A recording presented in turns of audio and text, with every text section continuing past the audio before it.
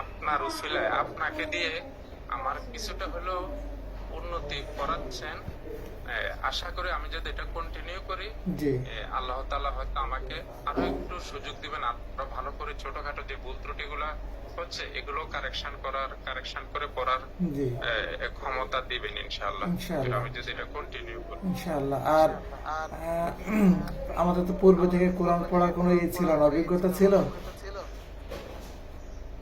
না হুজুর, আমি আমি এখন বুঝতেছি হুজুর। জি আমি পড়তাম মাঝে মধ্যে, প্রতিদিন পড়তাম না, হয়তো ফজর নামাজ পড়ে অল্প স্বল্প জি একটু এক পৃষ্ঠা বা আধা পৃষ্ঠা পড়তাম, কিন্তু এখন বুঝতেছি যে কত ভুল করেছি, আল্লাহ যদি ক্ষমা করেন এই ভুলগুলা। জি জি এখন আমি বুঝতেছি যে কত, মানে মনে হয় যেন ম্যাক্সিমাম ভুলে একদম ভুল করেছি।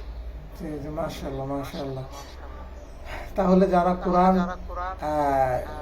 জানে না, এখনো জানার জন্য কোনো আগ্রহ প্রকাশ করেন, তাদের জন্য শেখাটা কতটা জরুরি?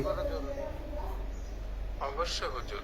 আমি ওই দিন আমাদের ইমাম সাহেবকে বললাম, হুজুর আলহামদুলিল্লাহ আমি তো মাস্টার্স পাস করেছি জি এবং ভালো রেজাল্ট নিয়ে পাস করেছি আলহামদুলিল্লাহ। জি এই অত পড়াশোনা করছি, দেখা যাচ্ছে যে হুজুর আমি রাত্রে এই 12টা 1টা পর্যন্ত পড়তাম, তারপর আবার মোবাইলে অ্যালার্ম দিয়ে রাখতাম যে 5টার সময় আমাকে উঠতে হবে। জি যে এই ভালো রেজাল্ট করার জন্য কত, দুনিয়ার জন্য কত পরিশ্রম করেছি।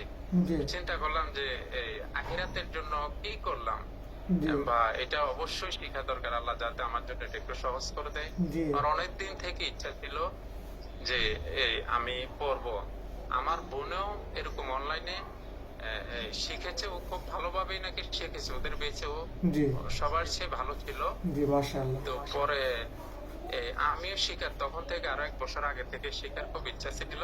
জি এখন আল্লাহ হয়তো এই অসুস্থতাটার কারণে, আল্লাহ ওই যে যা করে ভালোর জন্য করে, এটা আমি কিছুটা হলেও বুঝতেছি